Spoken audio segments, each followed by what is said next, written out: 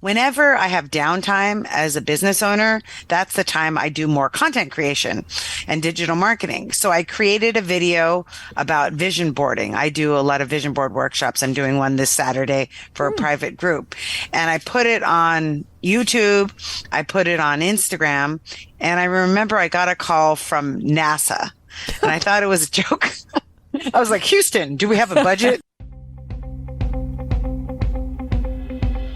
Your relationship with money matters. I'm Michelle Perkins, and this is the Money and You podcast, where I will be breaking down your relationship with money, offering tough love money tips, and a money dating plan that will focus on lifting the barriers to success to help pave the way for better money practices and increased wealth. It's time to take control to live a limit-free life. It starts today. Hello. I'm Michelle Perkins, the host of the Money and You Show, and I am super excited. I have one of my favorite people as our guest today, which is so exciting.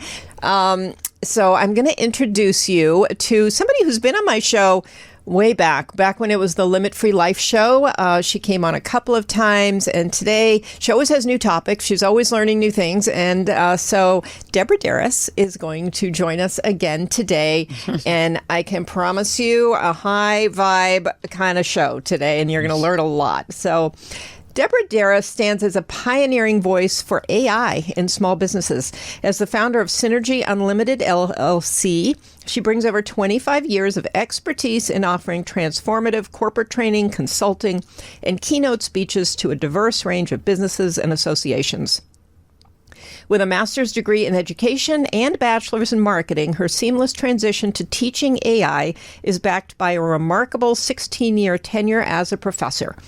Deborah's influence in AI extends to her distinguished presentations at the AI conference in Santa Barbara City College, sessions hosted by the Small Business Development Center at Long Beach City College, engagements at the Arkansas Small Business and Technology Center, and a series of AI virtual trainings tailored for small business owners. These sessions are designed to demystify AI tools, streamlining the learning process and helping businesses discern which tools can truly drive their growth. She is currently creating AI curriculum for Santa Barbara City College for their extended learning school and will be facilitating classes both in person and online at the university.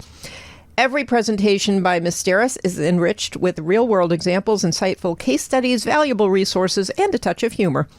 The approach ensures her audience, whether online or in person, remains captivated and informed. And her mission, I won't skip this part, her mission is unequivocal. To revolutionize how small business operates, enhancing their efficiency and scaling their economic growth through strategic AI tools and methodologies. Welcome, Deborah. Welcome. Thank you so much for that. That's my actual AI bio. I know, I knew, okay. But it was so good. I was like, yes. Where should I stop? But I didn't want to stop. So anyway, you have so much that you offer, and we're not even going to focus on AI today. I know we could, but we're not. Sorry, next show. That's a teaser. But I do want people to know that this is something that you have a lot of expertise in, and that you're teaching, because it's something that everybody needs, I think, today. So, oh, absolutely. Yeah. So I'd love for you to actually, kind of tell people, how you can help them in that arena. But we're going to start with something that you have done for years, something that you're amazing at, something that I have learned from you, especially recently with a course I just took from you, actually, on speaking. So why don't you give us some background on how you got into your speaking career? Yeah, one of the questions that people always ask, because nobody thinks when they're younger, oh, when I grow up, I'm going to be a motivational speaker like Tony Robbins. Maybe some of the younger whippersnappers nowadays, they do. They think, I want to be a Master Pro speaker, but I always wanted to be a teacher. When I was a kid, all the kids in the neighborhood and I would play school, and I would always be the teacher, and I'd be standing in front of the class, and who knows what I was teaching them. But I always felt that I would be inspired by helping other people to learn something new, to be able to have new knowledge. And I believe that knowledge not only is power, but knowledge is your way to abundance. When we talk about money and you, it's not just reading books and taking classes, but actually applying it so that you can monetize it. So as a natural born teacher, just started doing that as a kid. And then I went to school for marketing. And then suddenly we all have these life experiences that change our course. My brother suddenly passed away of an epileptic seizure. He was 16 and I was 19. And at that point, I was like, I don't even want to live. This life is cruel and evil that they could take such a loving being like my brother. And he came to me in a dream and he told me, he's like, you have a mission and you're here to teach and you're here to speak. And I woke up the next day and instead of being totally depressed and, not wanting to be here, I was totally inspired and on a mission to help as many people as I can with what I don't know. And that's a great money and you tip of the day. It's not necessarily, it's about following our intuitive guidance. And sometimes it doesn't make sense to us. Right. But when we listen, hear, and take inspired action, we'll be able to be on our path to our purpose. And we're on our path to our purpose, we will be abundant. It's just the net result of that. So I just started following the guidance and I, ended up still going to school. And instead of doing marketing, I was helping people with disabilities. So I changed over to education, got my master's in education, but with an emphasis on special education, went to work for the Department of Rehabilitation to help people with disabilities get jobs. And as soon as I got there, I ended up teaching other staff how to be better at helping people get jobs. So I was always training the trainer and I was really young, like 23, 24 doing that. And then I became a professor at 26 teaching human services because I love teaching. And when you do what you love, you will be abundant, right? When you do what you love, you will be abundant. Focus on the love, not on the money. That's what I say. I don't know if you agree, Michelle. I love that. And I know kind of, you could focus on love, or kind of the go-to if you're not focused on love is to focus on fear. And of course, that is not where you want to be in any area of your life, but particularly money. Exactly. And so when I was at the Department of Rehabilitation, I realized that most of the people working there were fear-based. And they were doing that because there were three ways you escaped that job. You either died, Wow. And then they cleaned out your desk and they were just on to the next person, or you went on disability because you were so stressed out by the work, or you worked for 40 years and waited to live passionate living 40 years from now. And I was only 26 at the time. So I was like, I cannot wait 40 years to start living a passionate life. So I started this little side hustle, as the young people would call it. And it was called Passionate Living Now. And it was like a life coaching business. What did a person 26 years old know about life? I knew a lot from my brother having passed away and being able to be seeing that life is not finite, but it's infinite, because I felt like my brother was still with me. He was still guiding me. And just because his body wasn't here, his soul was still guiding me, and I realized that time wasn't promised. The next day wasn't promised, that I needed to overcome my fears and go after it. If you want to do something, do it. And so because my life coaching business started growing little by little, I eventually started going from full-time to part-time on this job. And I was so good at what I did and efficient what I did that they let me. I was able to work from home even back in the early 2000s. Wow. And in 2002, I quit my job and I went full-time as a professional speaker. And I still do consulting, not life coaching, but business coaching. And I teach AI and I teach social media marketing and I teach speaking. And I'm just so grateful that I get to do what I love. Yeah, Deborah, thank you for all of that. That was just beautiful. And, one thing that you said, you were offering a money and you tip. And I say in the intro that, there's a tough love money tip. And I think what you said is a tough love money tip, because it's not easy to go with your intuition. It can be uncomfortable. Other people are telling you you're crazy. I mean, there's a lot to that. It sounds cool, like just follow your intuition, but there's so much resistance that comes up when you try to do that, and you're excellent at it. So I don't know maybe some people aren't quite as in touch with their intuition. I think that's natural for you. But for people who might hear a lot of voices and go, I don't know which one is my intuition, my mom, what's going on here? What can you say to that might help people? Oh my God, that's such a great question. Do you know my mom had me in intuition class when I was 8 years old? I knew that. That's so amazing. A lot of things that people think, they're like, oh, you're such a natural speaker, or you're so natural with your intuition. Everything that people think are natural, I've taken classes like, oh, you're such a great salsa dancer. I'm like, I took 4 classes for 12 years, 4 classes a week for 12 years. So I'm actually writing a new book. It's called Your Ego is Not Your Amigo, How to Tune into Your Intuitive Guidance System to Create a Life You Love. And in the book, I teach people how to tell the difference between their ego and their intuition. So your ego is fear-based, and but it's fear-based, not like a bad fear, but like a little puppy that's anxious because it doesn't know this world, right? Having a new puppy, I've been able to learn more about my own ego. It's so funny. So it's not a bad fear. It's just, it wants to protect and keep you safe. And so your ego is always going to respond from a place of perceived safety, right? And your intuition is not a loud voice necessarily. It's usually a gut feeling, right? So when you want to go somewhere, you may get a sinking feeling in your stomach, or your heart might start to beat faster, or you get goosebumps that it's like, something's going to go on, right? So it's more of a sensation, your intuitive guidance system. And it takes practice to be still to listen to it. But what happens, the more you do practices that I can teach in another podcast, or on this podcast, if you want to switch over there, your ego voice will get lower. And then you'll be able to really tune in. A really simple way that I'm able to understand my intuition is if I'm asked to do something like, Deborah, do you want to be in a podcast? And I feel expansive, like open. And like, if you're like on a beach and you feel just open wind in your hair like this, and the water flowing and you just feel open, that's yes. If you ask the question, do you want to be on a podcast, and you feel contracted and you feel like suffocated, then that's a no.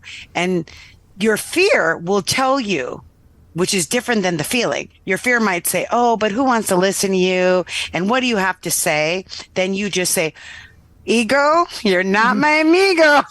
And you listen to the feeling. So rather than listening to the little voice that's going to always have you play small and tell you not to go out of your comfort zone. Dr. Joe Dispenza, one of my master teachers, says that the transformation happens and your expansion to the next level in your money, whatever that is, your money freedom, your money income bracket, your money expansion, is to get comfortable being uncomfortable, because that's where your breakthrough is going to happen. So beautiful. I could listen to you all day. I love everything that you have to say. And I do think it would be great. Actually, when you were talking about that, I'm like, where is your ego not your amigo in money? And I think we need to do a whole show on that, actually. But yes. But I promised something about speaking, so I'm not going to go there right now, but I'll talk to you about that later. That would be fun. We can go there if you want and come back to speaking. I mean, well, let's just kind of tell the audience, since it's a money show, why are we talking about speaking? And from my perspective, speaking is, of course, a way to make money. It's also all on its own, and you can talk about that. But it's also just a way to grow your own business, your own brand, whatever it is. And still to this day, it is one of those things where I think that it's super effective.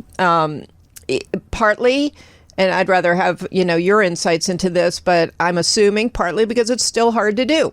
I mean, it's still hard for people to get on a stage and give a talk. And when you do, you have some instant connections. So it's a marketing, it's a really great marketing tool. But why else should kind of everybody, no matter what you do? Because I know when I took your class, the people in the class had very different kind of jobs, or businesses. And yet everybody was finding ways to use the information. So maybe you want to just talk for a minute about the class that you gave that I just took, and kind of what your intention was for that. Yes. So let's start with your first question with how could everybody use speaking and why should everyone use speaking? So even if you are an entrepreneur or an entrepreneur, public speaking and the ability to be able to speak, to influence, to speak, to persuade could help you when you're speaking up at a business meeting, if you're in a corporate job. It can help you if you are a startup with a new idea and you want to give a pitch to potential investors. It can help you if you're an entrepreneur and you're at a networking meeting and you have to do an 30-second elevator pitch and you want to be able to let people know who you are, what you do, and be memorable. And also, if you want to be a paid public speaker, one of the gifts I'm going to give all of the people here is I have 72 episodes of a podcast called Be a Paid Speaker Now. And I'll give you a link to all those episodes on YouTube, Michelle. Thank you. So you can put it in the show notes and then you can go back and listen to those episodes. I basically interviewed all of my mentors, people that I admired in the public speaking world that are making big, big bucks. And they were talking not just only how they did it, but some of the ways they prepared and dealt with anxiety when it comes to speaking. So the reason I started my speaking series, so I have a series, it's called Monetize Your Magnificence. So back to money, monetize your magnificence, because I believe you can be abundantly paid to make money doing what you love. That's what my initial company, Passionate Living Now, 2002, that's what it was about. How to make money doing what you love. Because back when I first started my career, they literally told me when I was in social services, well, either you can help people or you can make money. Right. That's what people told me. And I was denying that. I'm like, I don't agree. I decline that limiting belief of yours. I don't believe you can either make money or help people. I want to help people make money and also make money. Because if I don't make money, I'm not going to be able to serve anybody, right? Because I'm going to be, at my low level of vibration. So Monetize Your Magnificence is a 3-part program, and one part is elevating your public speaking, being a better speaker, learning how to present, learning how to get rid of your anxiety, learning how to present on stage.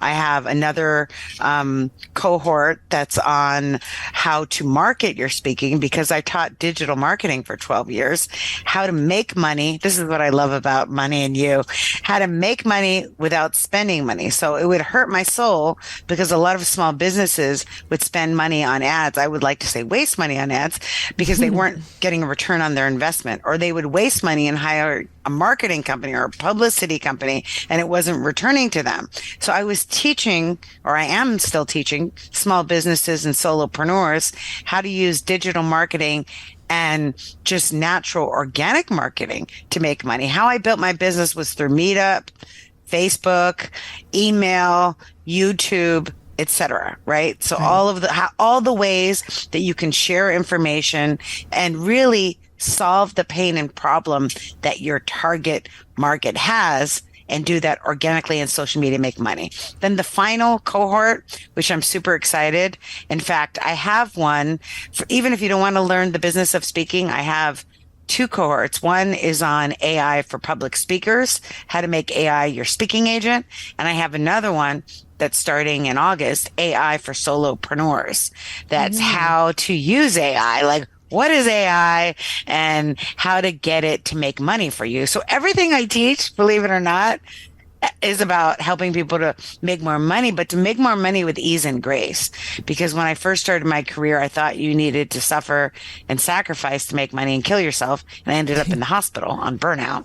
And now I know there's an easier way. And so that's what I teach. Yeah, and I got so much out of your course, and I especially loved the AI information, because good. I've been using it much more than I had. I don't know, I felt like a weird resistance to it until I took your class, and then I saw all the ways that it can just help you in your business, and it's pretty phenomenal. And now as I'm doing things, I'll think about, I need help with this or I need help with that. And, for better or for worse, some of it I could give to a person, but some of it I can just get some help from AI. And Right. so anyway, it really opened my eyes. You were doing amazing things with it. I mean, the presentations you built with it, everything else I thought were so impressive. But it was, a lot of great information, a lot of cost savings for business owners or for anyone, really. Tremendous. Tremendous. Like going from maybe spending $2,000 to $3,000 a month on a marketing advertising team to maybe $100 a month by using AI tools. Like that's the shift that I made. And really, it extends beyond. I mean, I've seen my son using it for tutoring for college classes. And the AI tutor is like kind of amazing. And oh, really? I remember how much money I spent on tutoring in high school. And it's like, wow. I mean, you can get great tutoring for free. I had no idea. Yeah, no, there's all kinds of crazy things. So, if you're talking about cost savings, get creative with AI and see how you can possibly save some money by using it in a variety of ways. So that's really interesting. And the speaking, I feel like. We're speaking all the time. We're using it all the time. But it's a consciousness thing too, just like with money. Sometimes we aren't really paying attention to how we could use it to help us make more money, for example. And so I think, it's great that you really help people kind of figure that out. I do think people who are willing to speak. And there's such a spectrum there. And I'm really a person who always said, in my future, any job, any business, whatever will be fine as long as I don't have to speak. And some of the most successful coaches I know and that I've learned from have been amazing speakers, but have all talked about the fact that they were petrified to speak. I mean, it was like the last thing they thought they would ever be doing was be on a stage. And, the two of them that I'm thinking about were both on big stages and doing amazing things. But so it built their businesses. The speaking is what made it work. So, what belief system do you need to be able to get yourself to use this to make more money? And I'm just going to interrupt you. I'm so sorry. I don't like doing that, but it doesn't matter what business you're in. I mean, I can envision it for pretty much anybody. I mean, oh yeah, because anybody that has to talk at their job. So when it comes to the fear of speaking, when I told you I had that dream and my brother said I was here to teach, I didn't consider myself from that moment like to be a confident speaker or ready to go speak on a stage. I never thought of myself speaking on a stage, but I truly believe in having mentors. And one of my mentors had told me that he had a vision that I should go to Toastmasters, right? And so I started going to Toastmasters, not to become a professional speaker, but just to improve my ability to speak at networking meetings. Because when I was in my 20s and 30s, and even now, like that imposter syndrome was real. And I'm like, well, who am I to be an entrepreneur? Who am I to be this? Or who am I to be that? And so the number one thing that Toastmasters does, and I highly recommend it, it's different than my program. Toastmasters is a nonprofit organization just to practice speaking, like a comedian would practice going to nightclubs, being live in front of an audience. Toastmasters, you're practicing. Mine is teaching more the logistics of speaking and, how to master the stage and how to do presentations and how to interact with the audience and how to market and all of that kind of stuff. But just practicing speaking, Toastmasters is amazing for that. I went to Toastmasters, and within a few years of Toastmasters, again, I was focused and committed to it. I did it twice a week for about 4 or 5 years, speaking every single time, building up my confidence. And then someone in the audience of Toastmasters said, well, how much do you charge to speak? And I was like, people get paid to speak? And then they offered me a speaking. And from the audience of that first speaking, I got more and more speaking opportunities, because anytime that you're speaking, you're leading and influencing. And if you have the ability to lead and influence, whether you're running a business and you're trying to get your business to the next level, getting investors, getting funding, by getting your customers to buy into you because you're creating content online, it will help you. Or if you're within a career and you're speaking up at that board meeting, or you're asking your supervisor, or you're leading a team, your confidence in your speaking is going to make all the difference. And 75% of people, their biggest fear above death is speaking. So if you have a fear of speaking, you're not alone, but the only way to overcome that is to face it, is to get in it and to speak, you know? Yeah. That's where the transformation happens, in doing it. That's great. And so should you get paid to speak? If somebody, I know obviously people do a lot of speaking that is unpaid, and then some people do get paid to speak. How do you cross that line, or what should you speak for free for and what not? Are there some rules? Yeah, well, if you are an entrepreneur, let's just talk entrepreneurship, just to use that as an example. It's a great idea to speak for free if you are in front of an audience that wants to know about your products or services, right? Because that's an opportunity to be able to get visibility. So I was at a NABO, which is National Association of Women Business Owners, and there was an attorney that was most likely speaking pro bono on the topic of AI and what were the legal implications. Why was she doing that? Because a lot of the people in the audience could hire her. So you definitely would speak for marketing your business, marketing your services, here's the criteria, if the people in the audience had the ability to either refer you, paid business, hire you themselves, or if speaking at that conference would give you notoriety and influence so that you can get future gigs. Like, I spoke pro bono at an AI conference because I knew the people in the audience were decision makers. As a result of, and I did that speaking on Zoom, which we could talk about, speaking on Zoom and speaking live. And I do teach that in my course, the difference in how to change your way of speaking and interaction and engagement. But long story short, that's how I got hired with Santa Barbara City College, which is a huge, big new source of revenue for me that I never would have gotten if I said, no, I can't speak. So the basic simple answer is you would speak pro bono if there was a benefit to you as a business, right? Yeah. You wouldn't do it. I mean, and then some people who are just, philanthropists and they're, economically abundant and they just want to give back and speak for the community. Like maybe it's an astronaut and he wants to inspire other young people in an urban community to become astronauts. And, that's a different thing. But if you are, and this is where you have to really acknowledge and know your worth. If you are an expert in your field, you have 2 decades, 3 decades of experience, and maybe even 15 years of experience, you are what's considered an expert, right?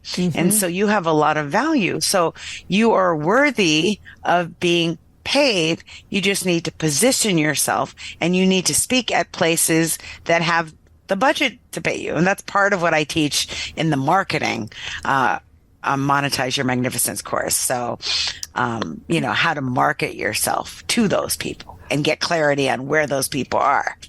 And, just maybe a couple examples or a case study on one, like, where is it where people do have a budget to bring speakers in? Well, one of the things you want to consider is, if you're going to speak to a local small women's group, right? They're not going to have a budget because they're not charging people a great deal of money to come in. But if you have that same group and they haven't, I'll give you an example with my college groups. So a lot of times Latina sororities might want to bring me in to be an empowerment speaker, but because they have limited funds, they're like a local group, out of a specific college, they may ask the regional group to bring me in or the national conference to bring me in because they have sponsors. They fundraise all year long and they get sponsors, and then a sponsor will pay my speaking fee. So one of the things I always tell new speakers is don't believe when nonprofits say that they don't have a budget, because they will find $4,000 to pay for coffee and catering. So it's not that they don't have a budget. It just may be allocated to something else. And I spoke at a nonprofit, and they had me and Stedman Graham, and they had a budget for a limo and a hotel and this and that. And so you want to, and this is one of the things I teach as well.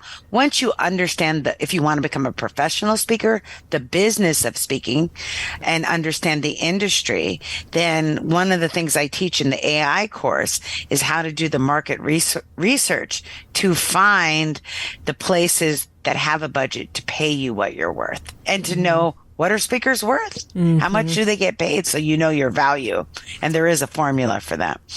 Yeah, I loved the stories that you told about some of your speaking engagements. I'd love it if you'd share just a few of the engagements that you've had and sort of how you got selected. I just think that for me, a bunch of light bulbs went off when you were talking about some of the things that had, happened for you.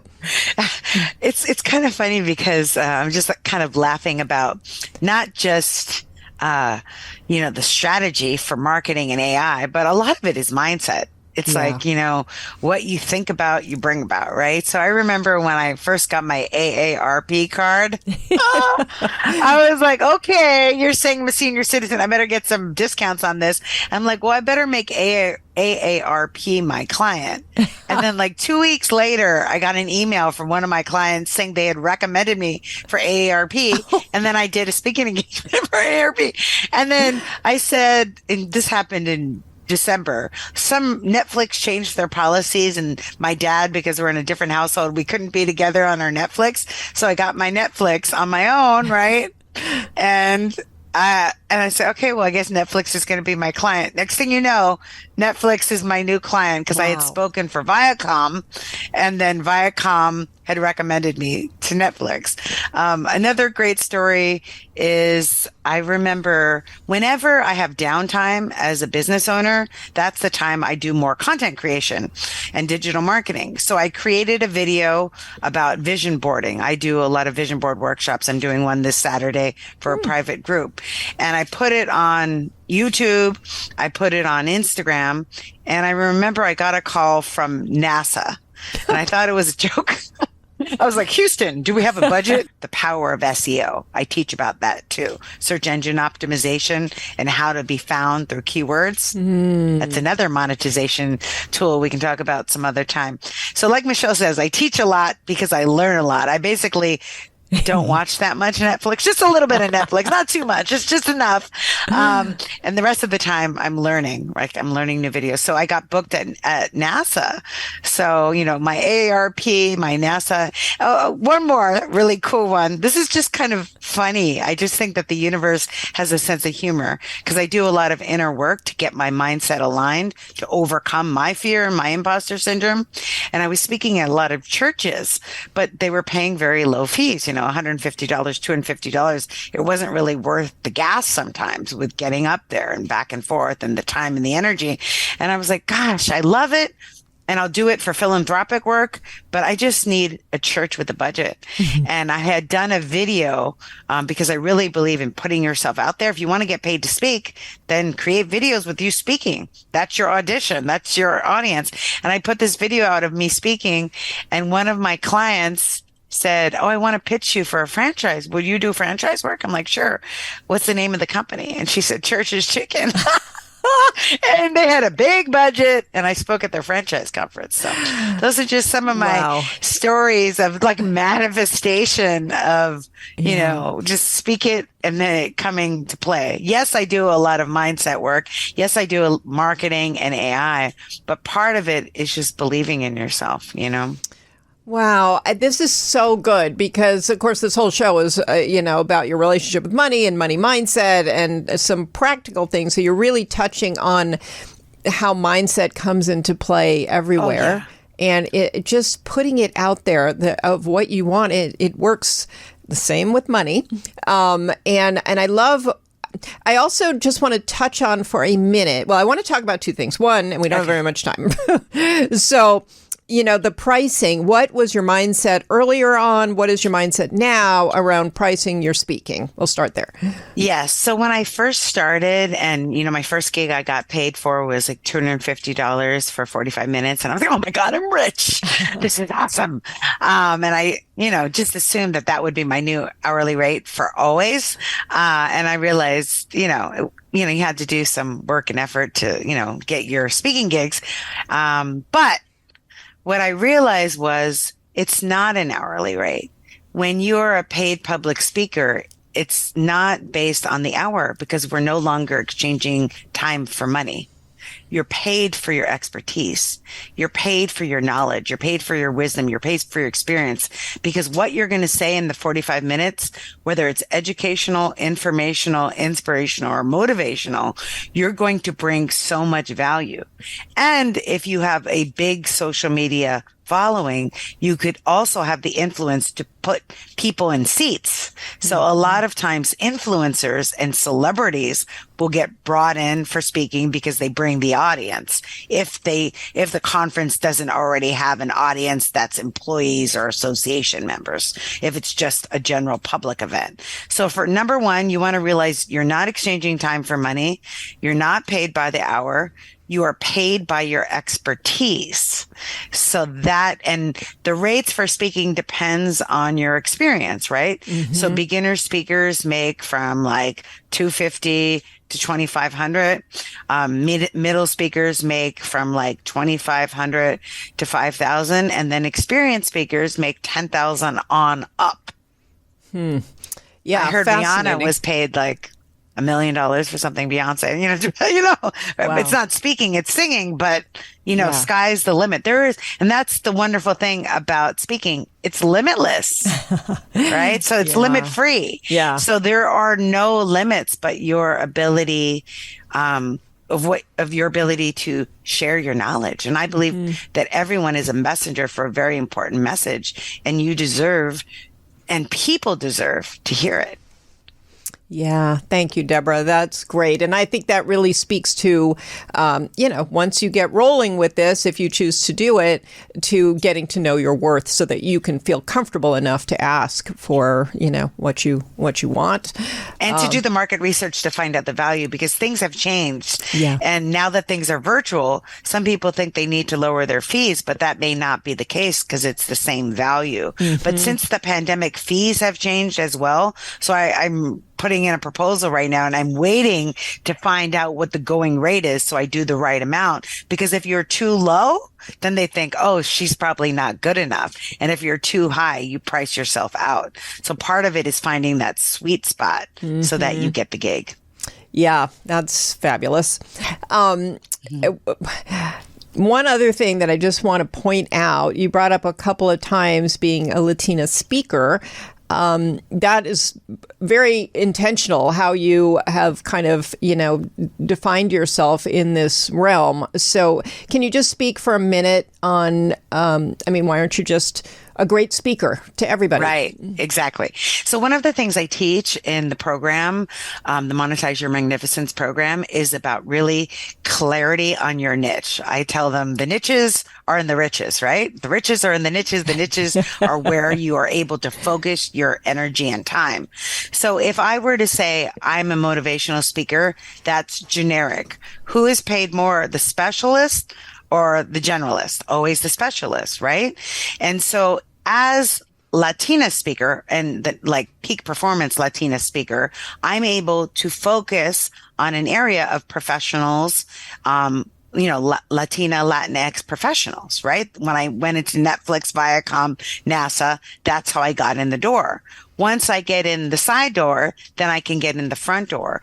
But if I say I'm a motivational speaker, then I am lost in Google search with Tony Robbins, Les Brown, and all of the greats of all time, right? So we need to really identify where is our niche so that we can focus our time and energy on that, because we can't be everything to everyone or we're nothing to no one. So having that Latina speaker niche really helped me to get in many, many doors.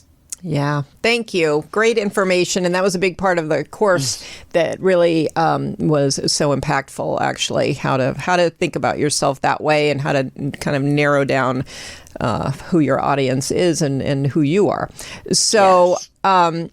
Well, unfortunately, we're running out of time here, but you are one of the greats and you're a beautiful speaker. And I remember you were on Zoom, and I think my husband walked by and literally said, "Oh my gosh, whose voice is that? She needs to be on the radio." And I never forgot that, because you are a brilliant speaker and you do have a beautiful voice. So, but these are all things that you can teach others to be better at or with, or whatever the grammar is. Yes, everything's learned. Yeah. Nothing is, you're either born with it, you're lucky, you just have it. Everything can be developed and learned. That's a growth mindset that you can learn and grow. Yeah. Same with money.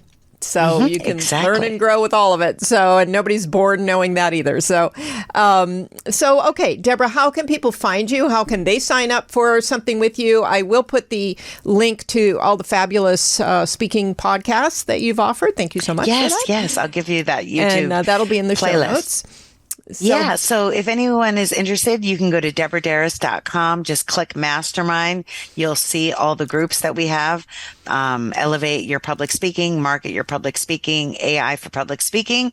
And if you have no interest in speaking and you're just a solopreneur, you have a side hustle, you're a small business, I have an AI course for solopreneurs. And then you could always just have a complimentary coaching session with me. There's a link at the bottom of the pages to schedule and see if you wanted to work with me one-on-one, just to increase your revenue, to monetize your magnificence. I'm here to help you. Yeah, thank you for that. That's so generous. And just so listeners know, you have been working with the SBA too for as long as I've known you, I think. So you have coached many, many, many, many entrepreneurs. I think like 12 years I've been working with small businesses to grow their revenue. Yeah. So as great as your speaking knowledge is, your small business expertise is quite expansive. So, but 3 of the SBAs I got, they're speaking. Yeah. At a conference. They saw me speaking. There you go. There you go. There you go. Okay. So listeners, thank you so much for being here with the Money and You show with us today. I just love having you listen to the show. Try to bring you a real diverse group of guests and also solo shows to help you learn more about both your relationship with money and practical financial freedom techniques that you can use to grow a more limit-free life. So if you like the show, please share it with a friend. Please give us a review or a rating on any of the podcast platforms that you're listening to. We so appreciate it, and we'll see you next week.